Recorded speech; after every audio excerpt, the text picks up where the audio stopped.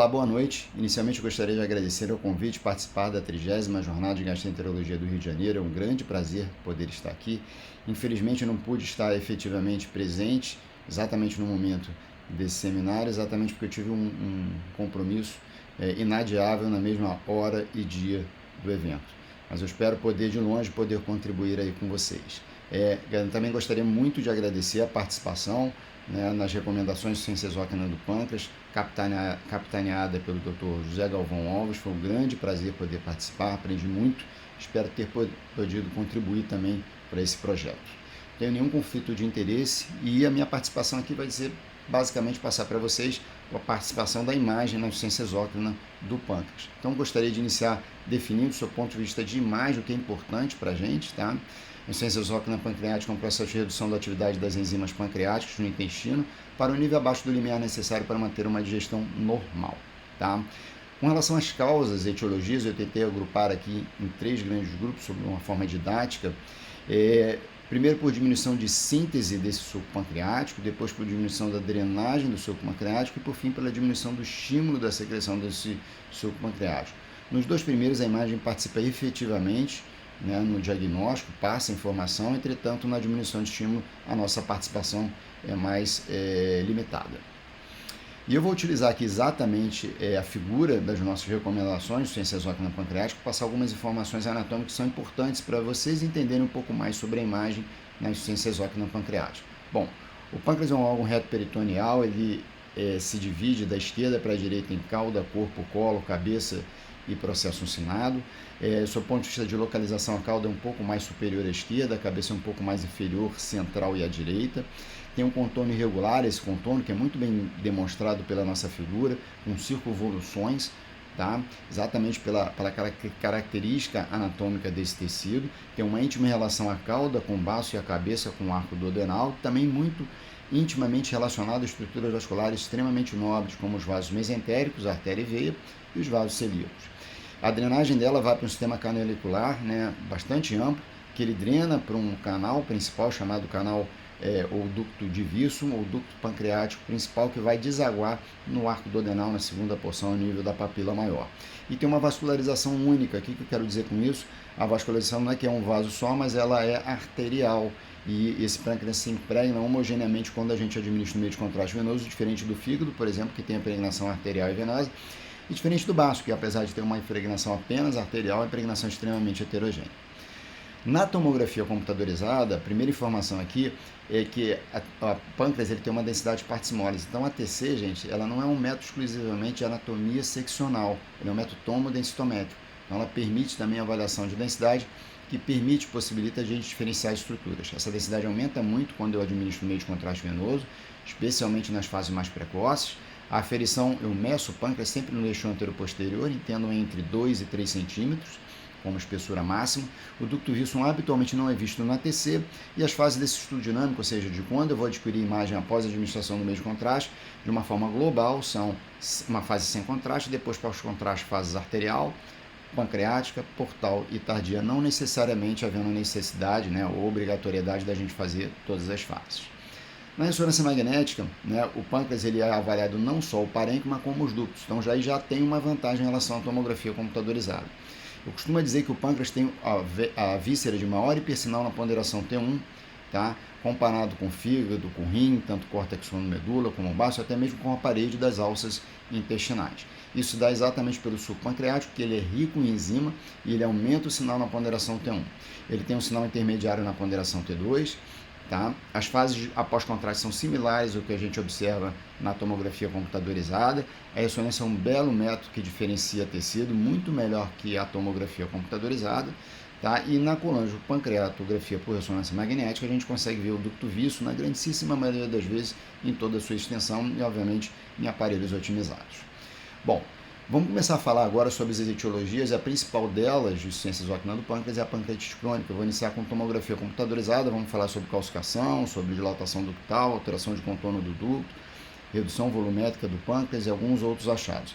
Primeiro e talvez o mais importante, calcificação. A TC é o melhor método para caracterizar a calcificação pancreática. ela está presente em mais de 50% das pancreatites crônicas. Entendo que o número e tamanho da calcificação é proporcional à intensidade da insuficiência exócrina pancreática, então é um dado importante para a gente passar. As calcificações grosseiras são patognomônicas de pancreatite crônica, entretanto, as calcificações finas podem ocorrer em pâncreas normais, sem disfunção pancreática. Elas são precoces em pancreatite por etanol hereditárias e mais tardias na evolução da doença, na fibrose cística e doenças genéticas. Por fim, as maiores calcificações são vistas na pancreatite crônica tropical. Na análise do ducto, tanto dilatação quanto tortuosidade, a ressonância vai ser superior à tomografia computadorizada, mas na TC a gente pode passar informação. Tá? Geralmente esse ducto, quando visto, tem de 2 a 3 milímetros. Né? O Tirks, esse autor, ele sugeriu uma gradação da dilatação, que ela vai desde menos de 3,5 milímetros até mais de 7 milímetros, tá? Obviamente demonstrando a gravidade progressiva aí da insuficiência exócrina pancreática e da pancreatite crônica. E o contorno pancreático também, habitualmente, ele é liso, e nos processos de pancreatite crônica ele se torna irregular pela presença de fibrose. Isso, inclusive, é um dado da classificação de Cambridge, que é uma classificação de colangiopancreatografia retrógrada endoscópica de pancreatite crônica, mas que pode ser superposta para as informações de TC e de ressonância magnética. Observe aqui nas fases mais avançadas, 4 e 5 de Cambridge, a gente tem irregularidade da parede ductal. Tá? E, por fim, redução da espessura na TC. Né? São correlatas as informações de TC de ressonância, ela é extremamente prevalente, mais de 50% dos casos ela ocorre, se dá por fibrose e lipossubstituição do parênquima. Tá? A gente falou do limite máximo, mas o limite mínimo do pâncreas é meio controverso na literatura, alguns autores colocam como 14 milímetros. O mesmo TIC sugeriu uma gradação, tá? Pâncreas normais acima de 2 centímetros ou 20 milímetros, e aí uma gradação de menos, né, desses 2 centímetros até menos 0,7 centímetros ou 7 milímetros. Tá? E, novamente, o grau da redução da espessura do pâncreas está relacionado à intensidade desse processo de insuficiência exócrina pancreática. Na ressonância magnética, a gente também tem várias situações que a gente pode passar informação na pancreatite crônica, então vamos a ela. Primeira, que eu já citei aqui, né, quando eu falei sobre o pâncreas normal, é a queda do sinal. Como você perde o soro pancreático, esse é um pâncreas normal, e aqui embaixo a gente tem um pâncreas com marcado por sinal na ponderação T1. Tá? Quanto menor o soro pancreático, maior a disfunção e menor o sinal na ponderação T1. Isso dá basicamente por substituição do tecido pancreático, processo inflamatório e fibrose. Só que isso não é patognomônico. Algumas doenças filtrativas podem ter esse tipo de apresentação. Tá? Então tem que correlacionar muito com a clínica, com dados de laboratório desse paciente. Alterações ductais, então redução volumétrica do parênquima associado à dilatação, tortuosidade do ducto. Tá? A gente vê muito bem na ressonância magnética, especialmente nos recursos de colangiografia. Tá? E a falha de enchimento a gente vê que muitas das vezes está relacionada àquela calcificação, mas a gente sabe que existe uma falha de enchimento, que são plugs de proteína, não necessariamente cálcicos. A ressonância consegue observar muito bem essas alterações. Além disso, por ela ter informação canalicular, a gente pode passar a informação funcional da colangiopancreatografia por ressonância magnética. Infelizmente, a secretina ainda não está disponível no nosso país, mas é uma questão de tempo para a gente ter esse tipo de recurso aqui. Ela, além de melhorar a visualização dos ductos pancreáticos, ela pode graduar esse grau de função pancreática, ou seja, você observa como vai essa progressão, né? Ou se não tem progressão nenhuma, ou se a sua progressão vai lá para a quarta porção do adenal. Tá? Então, o grau 1 e 2 são considerados patológicos, onde no grau 1 a secreção de suco pancreático ela só fica ao nível da papila, grau 2 ela fica no arco duodenal, no grau 3 ela vai à terceira porção e no grau 4 ela vai à quarta porção. Grau 3 e grau 4 são situações normais. Tá? E esses dados da colangiografia com secretina estão relacionados também com os níveis de elastase fecal. Existem outras etiologias de pancreatopatias que podem a imagem auxiliar no diagnóstico da insuficiência exócrina pancreática. E eu citei aqui algumas situações que eu acho que são mais prevalentes na prática, no nosso dia a dia, onde a imagem pode participar. Pancreatite autoimune, que é a expressão pancreática da doença sistêmica relacionada à IgG4, a fibrose cística e algumas outras situações, como ressecção, necrose e tumores pancreáticos. Começar com pancreatite autoimune, informações de TC e de ressonância. Na pancreatite autoimune, o processo inflamatório autoimune determina um depósito filtrado linfoplasmocitário no pâncreas. Isso pode ocorrer de uma forma difusa ou focal no pâncreas. Determina também uma redução ou uma perda das circunvoluções, que é aquele contorno floculadinho que tem o pâncreas. Ele fica com um contorno liso, é chamado pâncreas em salsicha. Isso é muito bem visto na TC e na ressonância magnética. Tá?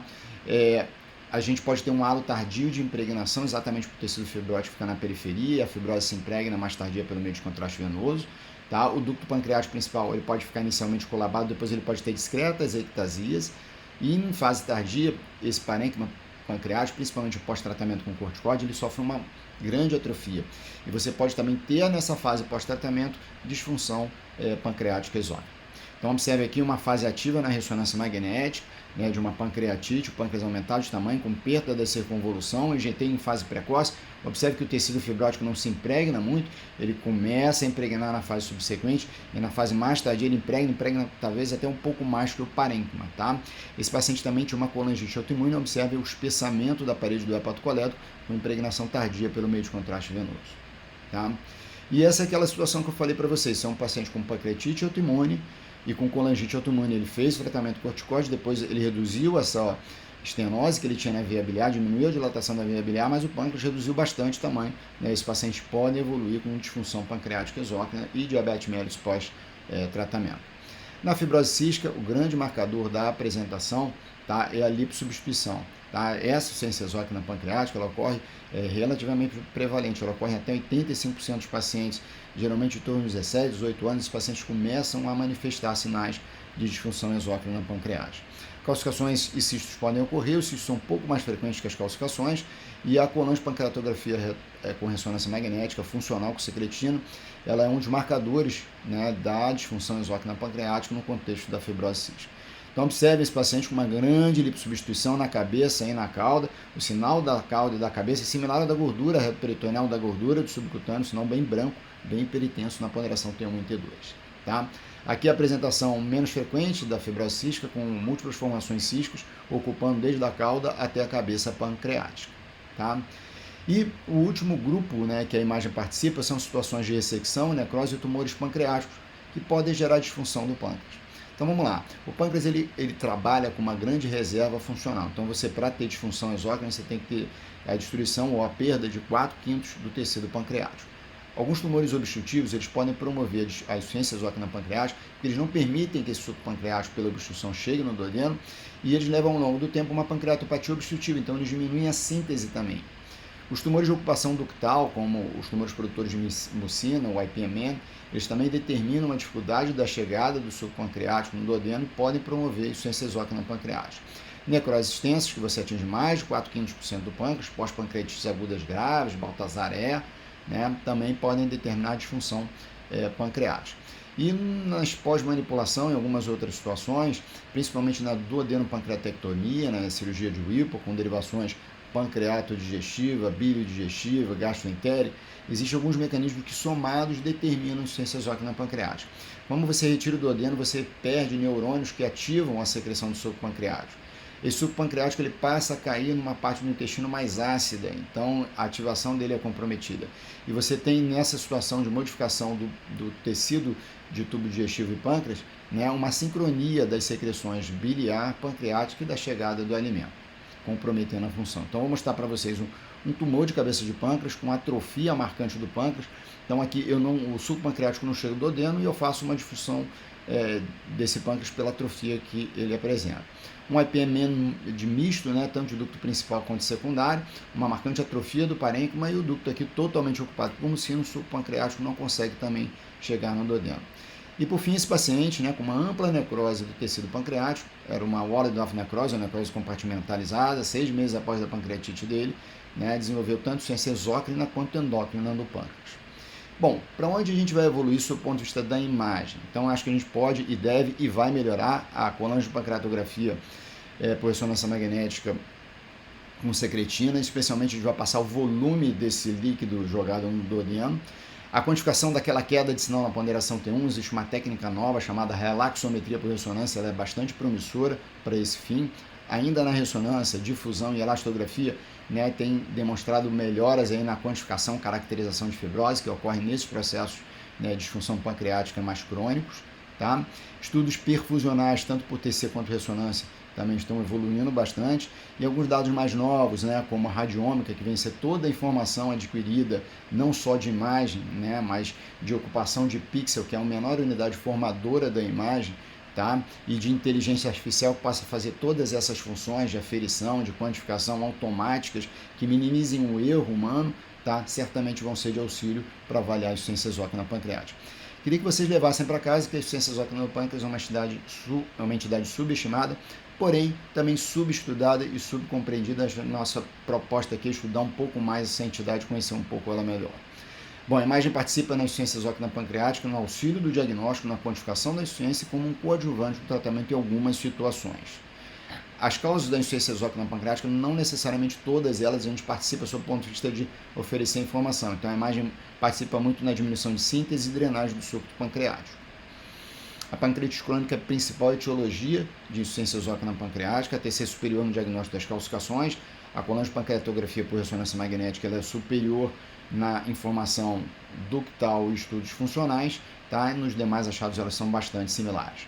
A fibrose cística na insuficiência exócrina pancreática, a apresentação mais comum é lipossubstituição, cistos e calcificações podem ocorrer, né? Cisto melhor visto pela ressonância, calcificação melhor vista pela TC.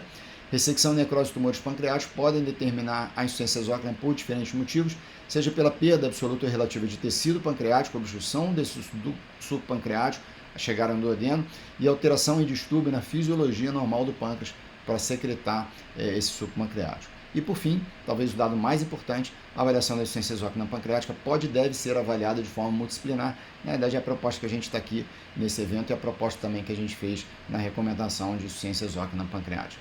Bom, gente, era isso que eu tinha que apresentar. Muito obrigado pela atenção de todos e um abraço.